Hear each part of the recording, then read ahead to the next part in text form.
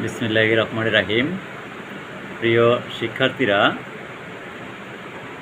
ধারাবাহিক আলোচনা আজকের পর্বে থাকছে নবম দশম শ্রেণীর বাংলা প্রথম পত্র পাঠ্য বই থেকে কবিতা অংশের আলোচনা। সেই দিন এই মাঠ। সেই দিন এই মাঠ কবিতাটি লিখেছেন জীবনানন্দ দাশ, যাকে রূপসী বাংলার কবি বলা হয়। তিনি খুবই গুরুত্বপূর্ণ একজন কবি। বাংলা সাহিত্যে যাকে সৌন্দর্যের বা প্রকৃতির কবি হিসেবে আখ্যায়িত করা হয়। তিনি প্রকৃতির সৌন্দর্যকে তার কবিতার মধ্যে খুব সুন্দরভাবে উপস্থাপন করেছেন। তিনি একজন প্রকৃতিবাদী কবি হিসেবেই পরিচিত। তার একটি কবিতা সেই দিন এই মাঠ, এই কবিতাটিতে তিনি প্রকৃতির যে সৌন্দর্য, যে প্রকৃতির যে সৌন্দর্যের রূপ, সেটা তিনি এখানে ব্যক্ত করেছেন, তুলে ধরার চেষ্টা করেছেন। তো প্রথমেই আমি তোমাদের জন্য কবি পরিচিতি, জীবনানন্দ দাশের কবি পরিচিতি তুলে ধরার চেষ্টা করছি। জীবনানন্দ দাশ 1899 সালে বরিশাল শহরে জন্মগ্রহণ করেন। তার পিতার নাম সত্যানন্দ দাশ, মাতা কুসুম কুমারী দাস।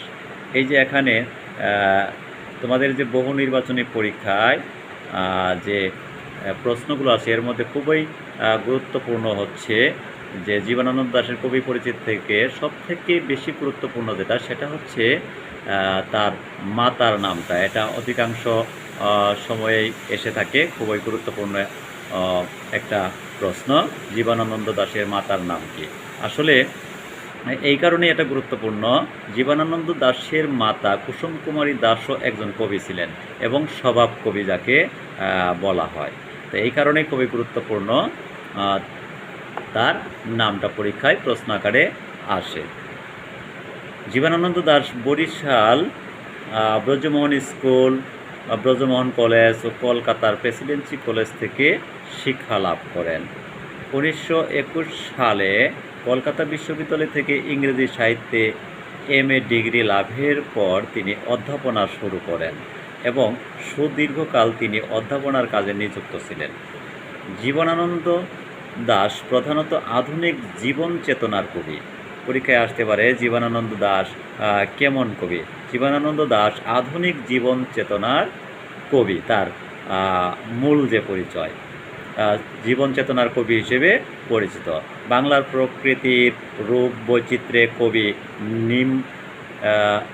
নিমগ্ন চিত্ত।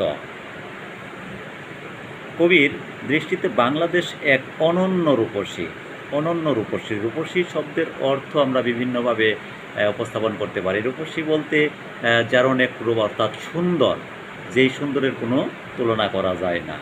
এখানে সে বাংলাদেশকে নারী রূপে চিহ্নিত করেছেন। রূপসী বলতে আমরা নারীকেই বুঝি। তো বাংলাদেশকে সুন্দরী নারীর সঙ্গে তিনি তুলনা করেছেন, যার অনেক রূপ রয়েছে। এদেশের গাছপালা, লতা গুল্ম, ফুল পাখি তার আজন্ম প্রিয়। তার রচিত গ্রন্থ ঝরা পালক, ধূসর পাণ্ডুলিপি, বনলতা সেন, মহাপৃথিবী, 60টি তারার তিমির, কবিতার কথা, রূপসী বাংলা। এই যে রূপসী বাংলা খুবই ইম্পর্টেন্ট, তার একটি কাব্যগ্রন্থ। পরীক্ষায় আসতে পারে রূপসী বাংলা কাব্যগ্রন্থটি কার লেখা? বেলা অবেলা কালবেলা, মাল্যবান, সুতীর্থ ইত্যাদি, এগুলো হচ্ছে তার গ্রন্থ, তার রচিত গ্রন্থ। এই যে মাল্যবান, এই গ্রন্থটি পরীক্ষায় আসছে, খুবই ইম্পর্টেন্ট একটি গ্রন্থ। সুতীর্থ ইত্যাদি। 1954 সালের 14 অক্টোবর জীবনানন্দ দাশ কলকাতায় এক ট্রাম দুর্ঘটনায় আহত হন এবং 22 অক্টোবর মৃত্যুবরণ করেন। ট্রাম দুর্ঘটনা, ট্রাম হচ্ছে এক ধরনের ট্রেনের মতো একটি যান, অর্থাৎ ছোটো আকৃতির ট্রেনের লাইনের মতোই লাইন দিয়ে চলে। এই ট্রাম দুর্ঘটনায় তিনি মৃত্যুবরণ করেন। সেই দিন এই মাঠ কবিতার সহজ ব্যাখ্যা তোমাদের সামনে উপস্থাপন করছি। তোমাদের জন্য নবম দশম শ্রেণীর শিক্ষার্থীদের জন্য খুবই গুরুত্বপূর্ণ। কবিতার প্রত্যেকটি লাইন খুবই গুরুত্বপূর্ণ, তাই আশা করব প্রত্যেক শিক্ষার্থী ক্লাসটি মনোযোগ সহকারে দেখবে। অবশ্যই এখান থেকে তোমরা ফলাফল অর্জন করতে পারবে, ভালো ফলাফল অর্জন করতে পারবে। প্রত্যেকটি লাইনই আসলে ব্যাখ্যামূলক প্রশ্ন আসতে পারে, তোমাদের পরীক্ষায় সৃজনশীলের খ অংশে আসতে পারে। সেই দিন এই মাঠ জীবনানন্দ দাশ প্রথম লাইনে তিনি বলেছেন, সেই দিন এই মাঠ স্তব্ধ হবে না কো জানি, এই নদী নক্ষত্রের তোলে, সেদিনও দেখিবে স্বপ্ন, সোনার স্বপ্নের স্বাদ পৃথিবীতে কবে আর ঝরে।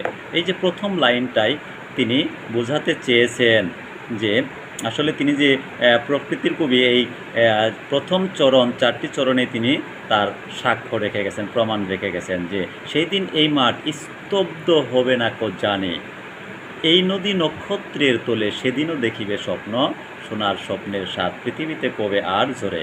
অর্থাৎ এই পৃথিবীতে স্বপ্নের স্বাদটা কারো ঝরে না, স্বপ্ন চিরদিন বেঁচে থাকে মানুষের মাঝে। প্রকৃতি কখনো স্তব্ধ হয় না, প্রকৃতির যে কাজ ক্রিয়াকর্ম এটা অনন্তকাল, আদি অনন্তকাল ধরে চলে আসছে এবং চলবে। প্রকৃতির রহস্যময় সৌন্দর্য তার কবিতার মৌলিক প্রেরণা। তিনি জানেন বিচিত্র বিবর্তনের মধ্যেও প্রকৃতি তার রূপরসগন্ধ কখনোই হারিয়ে ফেলবে না। তিনি যখন থাকবেন না তখনও প্রকৃতি তার অফুরন্ত ঐশ্বর্য নিয়ে মানুষের স্বপ্ন সাধু কল্পনাকে তৃপ্ত করে যাবে। আলোচ্য অংশে কবি প্রকৃতির এই মাহাত্ম্যকে গভীর তৃপ্তি ও মমত্বের সঙ্গে উপস্থাপন করেছেন। আবার তিনি বলেছেন, আমি চলে যাব বলে চালতা ফুল কি আর ভিজিবে না শিশিরের জলে। দেখো এই লাইনটাই কি সুন্দর করে তিনি উপস্থাপন করেছেন যে আমি চলে যাব, অর্থাৎ মানুষ এই পৃথিবীতে যেমন করে আসে, জন্মগ্রহণ করে, তেমনিভাবে এক সময় মানুষকে এই পৃথিবী থেকে চলে যেতে হয়, বিদায় নিতে হয়। অর্থাৎ প্রকৃতির এই নিয়ম যে মানুষ চিরদিন এই পৃথিবীতে বেঁচে থাকবে না। তারপরও মানুষ কিন্তু আসলে স্বপ্ন দেখা থেকে কখনোই বিরত থাকে না। আমি চলে যাব বলে চালতা ফুল কি আর ভিজিবে না শিশিরের জলে। অর্থাৎ জীবনানন্দ দাশ কবি নিজের কথাই বলেছেন, জীবনানন্দ দাশ যে এখন আছে পৃথিবীতে, এখন যেমন করে শিশিরের জলে চালতা ফুল, অর্থাৎ চালতা ফুলের যে সৌন্দর্য এর কথাই তিনি উপস্থাপন করেছেন, যে শিশিরের জলে চালতা ফুল যে কী একটা সুন্দর রহস্য সৃষ্টি করে, সেই রূপটার কথা তিনি এখানে বর্ণনা করেছেন। আসলে তিনি যদি চলে যান তারপর কি চালতা ফুল আর শিশিরের জলে ভিজবে না? হ্যাঁ, ভিজবে। প্রকৃতির নিয়ম কখনোই থেমে থাকবে না, প্রকৃতির কাজ প্রকৃতির মতোই চলবে। এই কথাটি তিনি এখানে বোঝাতে চেয়েছেন যে আমি চলে যাব বলে চালতা ফুল কি আর ভিজিবে না শিশিরের জলে, নরম গন্ধের ঢেউয়ে লক্ষ্মী পেঁচা গান গাবে না কি তার লক্ষ্মীটির তীরে। অর্থাৎ তিনি চলে যাওয়ার পর কি এই প্রকৃতির যে এই সৌন্দর্য রূপগুলো থেমে যাবে, লক্ষ্মী পেঁচা কি গান গাবে না তার লক্ষ্মীটির তীরে।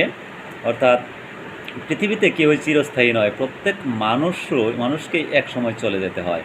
কিন্তু শিশিরের জলে চালতা ফুল ভিজে যে রহস্যময় সৌন্দর্য সৃষ্টি হয়, যুগ যুগান্তে তার কোনো শেষ নেই। আর সেই শিশিরের জলে ভেজা চালতা ফুলের গন্ধের ঢেউ প্রবাহিত হতে থাকবে অনন্তকাল ব্যাপী। কবির এই বোধের মধ্যে প্রকৃতির এক শাশ্বত রূপ মূর্ত হয়ে উঠেছে, যেখানে লক্ষ্মী পেঁচাটির মমত্বের অনুভাবনাও ধরা দিয়েছে অসাধারণ এক তাৎপর্যে। অর্থাৎ এই লাইনগুলো দ্বারা তিনি এই কথাগুলো, সৌন্দর্যের রূপগুলোই তিনি বোঝাতে চেয়েছেন যে প্রকৃতি আসলে মানুষের জন্য প্রকৃতি থেমে থাকবে না। একজন মানুষ চলে গেছে, তার জন্য শোকাহত সমাজ হতে পারে কিছুটা সময়, কিন্তু প্রকৃতি কিন্তু আসলে মানুষের জন্য কখনোই শোকাহত হয় না। প্রকৃতির যে সৌন্দর্য, প্রকৃতির যে কাজ ক্রিয়া সবসময় অনাদিকাল অনন্তকাল পর্যন্ত সেটা চলবেই, কেউ সেটা পৃথিবীতে বেঁচে থাকুক বা না থাকুক, সেই জন্য প্রকৃতির কোনো কাজই বন্ধ থাকবে না। এরপরে তিনি আবার বলেছেন, সোনার স্বপ্নের স্বাদ পৃথিবীতে কবে আর ঝরে।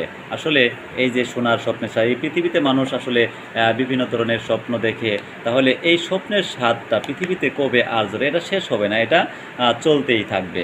এরপরে তিনি আবার বোঝাতে চেয়েছেন, চারিদিকে শান্ত বাতি ভিজে গন্ধ মৃদু কলরব, খেয়া নৌকোগুলো এসে লেগেছে চোরের খুব কাছে, পৃথিবীর এই সব গল্প বেঁচে রবে চিরকাল, অসুরিয়া দুলো আজ বেবিলন ছাই হয়ে আছে।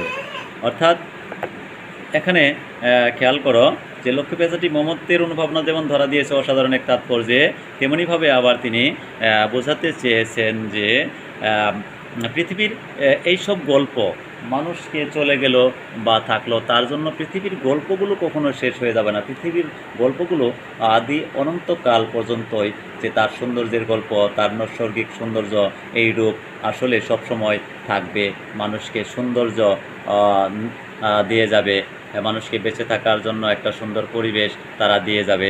এটা প্রকৃতির যে লীলাখেলা, এটা চলতে থাকবে। যদিও এই পৃথিবীতে যত সভ্যতা সৃষ্টি হয়েছে, যত কিছু সৃষ্টি হয়েছে, সব কিছুই এক সময় ধ্বংস হয়ে যাবে, কিন্তু প্রকৃতির যে সৌন্দর্য লীলা, এটা আসলে কখনোই ধ্বংস হবে না, কখনোই শেষ হবে না, এটা থেকে যাবে। তাই তিনি বলেছেন যে মানুষের গড়া পৃথিবীর অনেক সভ্যতা বিলীন হয়ে গেছে, অসরীয় এবং বেবিলনীয় সভ্যতা এখন ধ্বংসস্তূপ ছাড়া কিছু নয়। যে এই যে অসরিয়া একটা সভ্যতার কথা বলা হয়েছে, বেবিলনের সভ্যতার কথা বলা হয়েছে, এটা ধ্বংসস্তূপ হয়ে গেছে সারা কিছু নয়, যেটা প্রাচীন সভ্যতা, একটা বেবিলনীয় সভ্যতা। কিন্তু এই পৃথিবীর যে সৌন্দর্য, পৃথিবীর যে সৌন্দর্যের রূপ, পৃথিবীর যে সৌন্দর্য ক্রিয়াকর্মগুলো, এটার কখনো ধ্বংস নেই, এটার কোনো শেষ নেই। তো জীবনানন্দ দাশ সেই দিন এই মাঠ কবিতার মধ্যে তিনি এই প্রকৃতির যে নীলাখেলা, প্রকৃতির যে এই সুন্দর যে ক্রিয়া, সৌন্দর্য যে রূপ, এই সম্পর্কেই তিনি এই কবিতার মধ্যে তুলে ধরেছেন যে প্রকৃতির কোনো কাজই কোনো একজন মানুষের জন্য, কোনো একজন ব্যক্তির জন্য এবং কবির জন্যও সেটা অপেক্ষা করবে না। এটাই তিনি এই কবিতার মধ্যে বোঝাতে চেয়েছেন। প্রিয় শিক্ষার্থী বন্ধুরা, এই পর্যন্তই সেই দিন এই মাঠ কবিতার ব্যাখ্যা। আশা করি খুব সুন্দরভাবে ব্যাখ্যাটি করতে পেরেছি। তোমরা যদি ক্লাসটি ভালোভাবে দেখো, অবশ্যই কাজে লাগবে, এখান থেকে তোমাদের অবশ্যই উপকারে আসবে। আশা করি সবাই ক্লাসটি খুব সুন্দরভাবে দেখবে। ধন্যবাদ সবাইকে।